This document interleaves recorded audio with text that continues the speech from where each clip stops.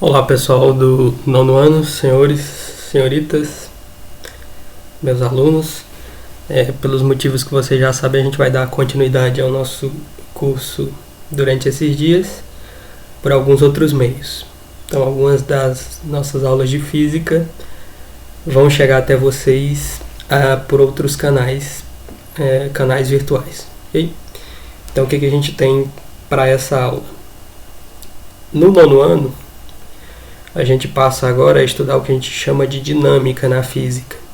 A gente fez uma pequena introdução do que era cinemática, viu algumas equações de cinemática, equação da função horária da posição, chamado só sorvete, viu lançamento vertical, queda livre, etc., que são coisas relacionadas à cinemática. Agora a gente começa a entrar na dinâmica. A dinâmica, diferente da cinemática, ela vai se interessar pela causa dos movimentos, o que não acontecia na cinemática. Na cinemática a gente analisava só o movimento sem se interessar com as causas desse movimento, tá bom?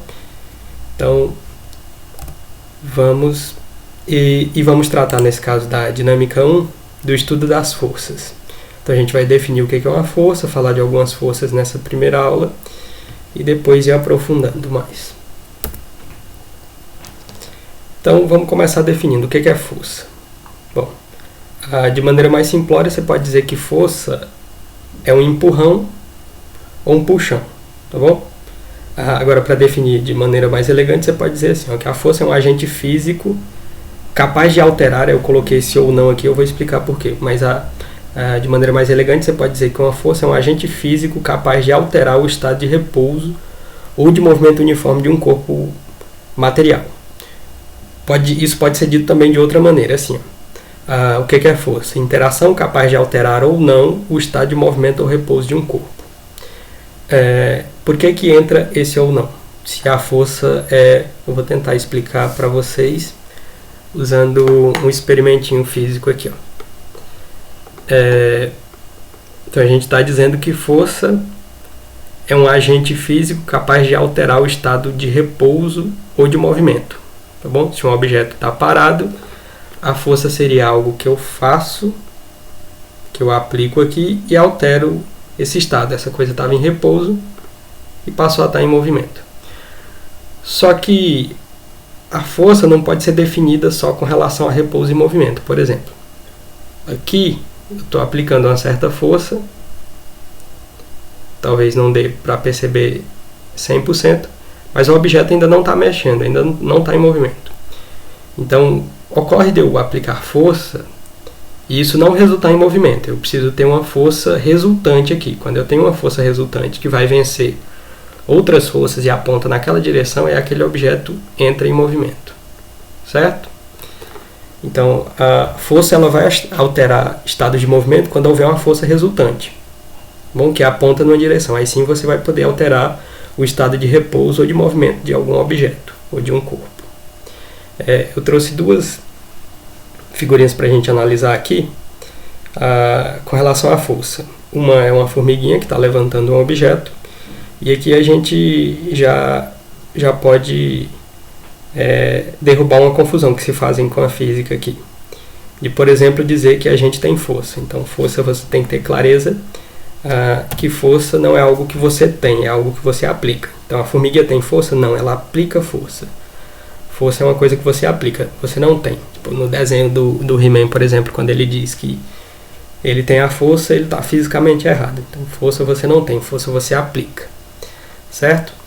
Para explicar melhor essa questão aqui do alterar ou não o estado de movimento de uma coisa. Pensa numa parede. Se tiver uma parede aí na sua casa, você vai e empurra a parede. Você está aplicando uma força, que é um empurrão, certo? Isso alterou o estado de movimento da parede. A parede estava parada, ela entrou em movimento? Não alterou, você tinha que aplicar uma força muito maior. Então existe força? Sim. A força alterou o estado de movimento ou de repouso da parede, que a sua parede está em repouso? Não alterou, mas ainda assim existe uma força. Então, força é uma interação capaz de alterar ou não o estado de movimento ou de repouso de um corpo, que pode ser, por exemplo, a sua parede. Então, uma observação que é importante, uma outra observação que fica aqui que é importante falar, é que força é uma grandeza física de natureza vetorial. Significa que ela tem um valorzinho, por exemplo, se eu aplico uma força lá naquela régua que eu dei o exemplo aqui, ó, de 20 newtons, esse é o módulo dessa força. Só que como essa força é uma grandeza vetorial, ela tem uma direção e um sentido também, tá bom? E disso a gente trata quando for olhar alguns exemplos práticos. O segundo exemplo, a segunda figura, na verdade, que eu trouxe para vocês foi de um animal, que é chamado de forte na natureza, um elefante. O elefante é grande e a gente costuma dizer no senso comum que ele tem força. Na verdade, ele não tem. Uma força não é algo que você tem e guarda. É algo que você aplica. Então, o elefante ele não tem força, ele aplica força. Um animal que aplica muita força, certo? Então, essa correção é importante você fazer no seu vocabulário. Falando fisicamente, né? No dia a dia não tem problema. Ok. Tipos de força. Então, na dinâmica, a gente começa a definir alguns tipos de forças que são bem comuns no nosso dia a dia e vão aparecer em vários problemas que a gente vai ter que resolver. Então, o primeiro tipo de força na dinâmica que aparece é a chamada força normal. E a gente vai ter um exemplozinho, mas força normal, de novo, um experimento, é basicamente uma força de contato. Bom, ela funciona assim, ó. Imagina que você tem o livro tem uma superfície aqui, certo? O que acontece? O que é a força normal?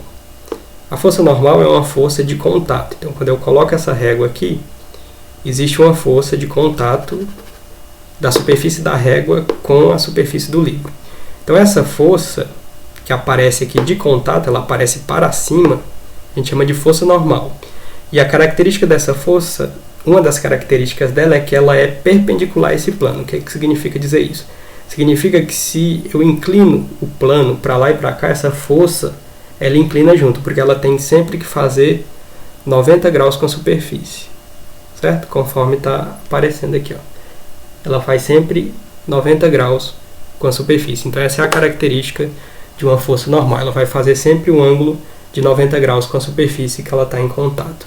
Então o que é uma força normal? É uma força de contato. Por exemplo, um copo em cima da mesa tem uma força de contato que age da superfície da mesa no copo, tá bom? É uma resposta. E essa força a gente chama de normal. Ela aponta sempre para fora da superfície de contato.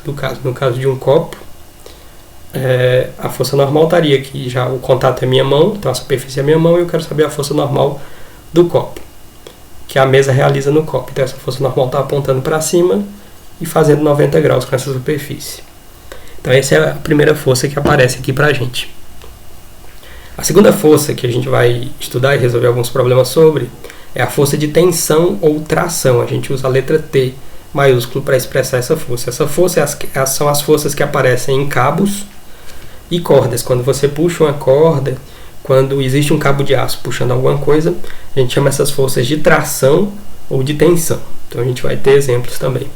O terceiro tipo de força que eu trouxe para vocês foi a chamada força elástica. A força elástica, o nome já vai dizer, você tem coisas que são tensionadas. Por exemplo, um elástico, um amarrador de cabelo, xuxinha, né, que ela é elástica, e molas, principalmente molas, vão ter associados a elas essa força elástica. A gente vai ver exemplos também. E o quarto caso que eu trouxe foi a força peso, que a gente já conhece aí, é nosso conhecido aí da física. A gente sabe que o peso está associado à aceleração da gravidade, e o peso aponta sempre para o centro do planeta que você está. Como a gente está na Terra, significa que a força peso, que é o que me sustenta no planeta, aponta para o centro da Terra, sempre para o centro. A gente vai ver exemplos. Eu montei esse desenho aqui para vocês. Então a gente tem um carro aqui que tem um guincho aqui e tem um cabo de aço aqui, ó, amarrado, e esse carro está arrastando uma pedra. Você pode ver que tem um ventinho aqui, né?